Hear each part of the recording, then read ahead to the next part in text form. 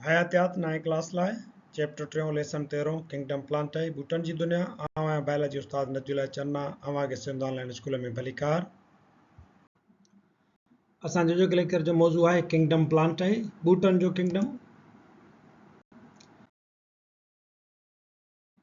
Kingdom प्लांटाई it includes eukaryotic multicellular autotrophs हिन kingdom जे अंदर पंहिंजो खाधो पाण तैयार कंदड़ मल्टीसेल्युलर यूकैरियोटिक जानदार हूंदा आहिनि। यूकैरियोटिक जानदार असीं तव्हांखे मालूम आहे त उन्हनि खे चवंदा आहियूं जंहिंजे अंदरि वेल डिफाइंड न्यूक्लियस ऐं वेल डिफाइंड ऑर्गेनेल्स हुजनि जेके पंहिंजे पंहिंजे मेम्ब्रेन में अंदरि बंदि थियल हूंदा आहिनि। प्लांट्स आर ऑटोट्रॉफिक इन न्यूट्रिशनल मोड ग़िज़ाइत जे तरीक़ेकार में उन्हनि खे जेका ग़िज़ा मिलंदी आहे उन जे लिहाज़ खां उहे ऑटोट्रॉफिक हूंदा आहिनि यानी पंहिंजो खाधो पाण तैयार करे सघंदा आहिनि।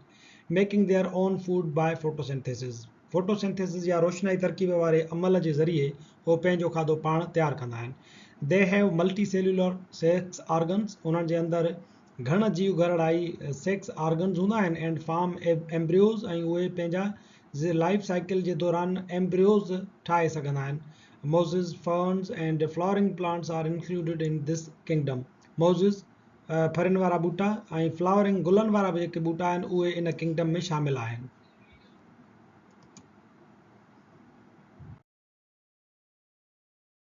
किंगडम प्लांटाई जूं बुनियादी जेके कैरेक्टरिस्टिक्स आहिनि उन्हनि में पहिरियों इहा आहे त ही मल्टी सेल्युलर थींदा आहिनि सभई। हिननि में को बि यूनिसेल्युलर ऑर्गेनिज़म शामिल कोन्हे को।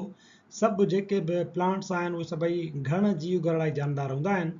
ऐं ॿी जेका हिननि जी बुनियादी ख़ासियत आहे उहा हीअ आहे त ही यूकैरियोटिक ऑर्गेनिज़म्स आहिनि यानी हिननि वटि न्यूक्लियर मेम्ब्रेन न्यूक्लियस जे चौधारी मौजूदु हूंदो आहे ऐं हिननि जा जेके ऑर्गेनेल्स आहिनि उहे मेम्ब्रेन बाउंड थींदा आहिनि।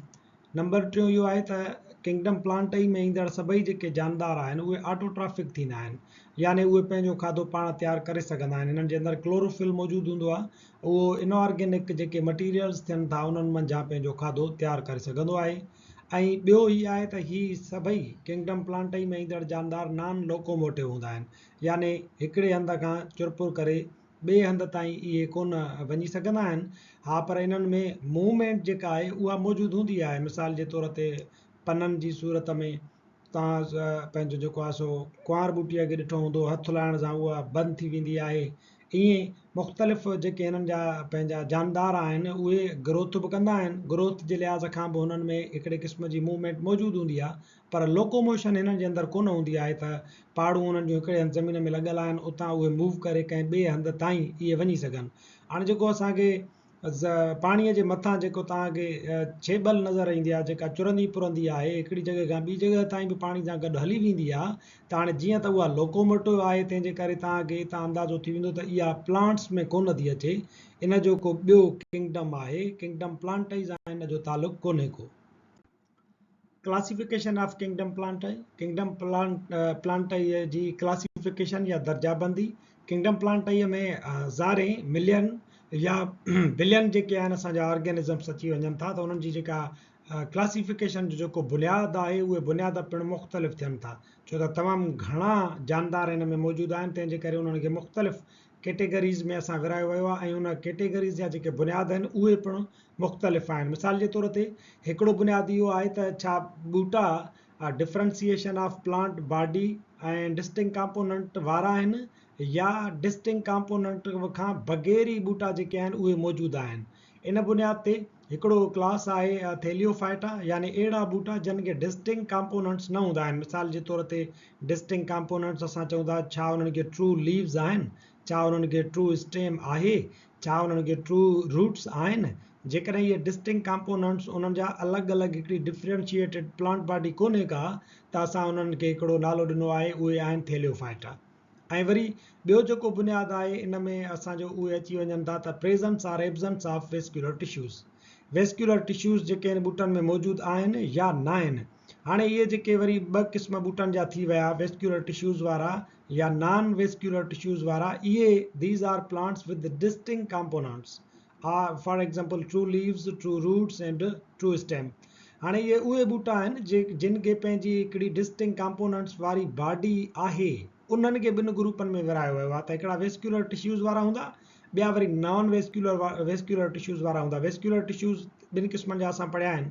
हिकिड़ो आहे ज़ाइलम, ॿियो आहे फ्लोएम। ज़ाइलम जेको ज़मीन मां पाणी जज़ब करे ऐं मथे ॿूटनि जे पननि ताईं पहुचाइण जो कमु कंदो आहे, ऐं ॿियो फ्लोएम आहे जेको खाधो तयारु थींदो आहे त उनखे खणी करे ऐं ॿूटे जे ॿियनि पार्ट्स ताईं पहुचाइण जो कमु कंदो आहे।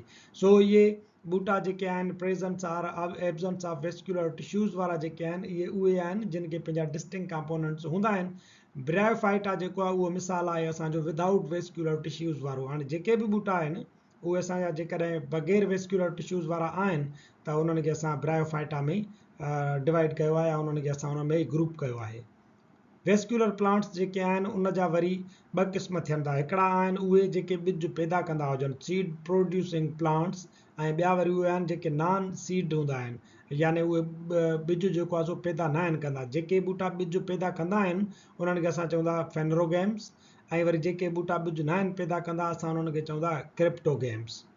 इन खां अलावा वरी ॿियो बुनियादु आहे ॿूटनि खे विरहाइण जो, नेक्ड सीड वारा जेके प्लांट्स आहिनि, यानी उन्हनि जो जेको ॿिज आहे उहो उन्हनि जे मथां को बि कवर कोन हूंदो आहे, उहे ख़ाली पाण ई हूंदा आहिनि जेके असांखे नज़र ईंदा आहिनि। आमतौर ते ॿिज जेके हूंदा आहिनि कवर्ड सीड जेके हूंदा आहिनि उहे उन्हनि जे मथां फ्रूट जो जेको आहे सो कवर चढ़ियल हूंदो आहे। मिसाल जे तौर ते तव्हां सूफ़ खे ॾिठो हुजे त उन में बि अंदरि ॿिज पियल हूंदो आहे। ॿेर खे ॾिसो त उन में खोखड़े जे अंदरि, खोखड़े जे मथां ॿेर जो जेको मादो चढ़ियल हूंदो आहे उन में अंदरि उहो बंदि थियल हूंदो आहे। तंहिंजे करे कवर्ड सीड वारा जेके प्लांट्स आहिनि असां उन्हनि खे एंजियोस्पर्म्स चऊं था। ऐं वरी नेक्ड सीड जिन जे मथां अहिड़ा ॿूटा जेके ॿिज अहिड़ो था तयारु कनि जिन जे मथां फ्रूट जी खल कोन्हे का चढ़ियल, उहे ढकियल कोन्हनि के, त असां उन्हनि खे चऊं था जिम्नोस्पर्म्स। ऐं वरी ॿियो जेका आख़िरी कैटेगरी आहे ॿूटनि जी उन्हनि में अची वञे थो, हिकिड़ा आहिनि फ्लावरिंग प्लांट्स, अहिड़ा ॿूटा जेकी गुल पैदा कंदा हुजनि, ऐं ॿिया वरी आहिनि नॉन फ्लावरिंग प्लांट्स, अहिड़ा ॿूटा या अहिड़ा प्लांट्स जेके गुल पैदा न कंदा हुजनि। असांजो अॼोको लेक्चर किंगडम प्लांट ते क्लास 9 जी बायोलॉजी लिहाज़ खां इहो मुख़्तसरनि तारुफ़ हिते पुॼाणीअ ते पहुचे थो। वरी हाज़ुर थींदासीं नए लेक्चर सां गॾु, तेसीं ताईं ॾिसंदा रहो सिंध ऑनलाइन स्कूल।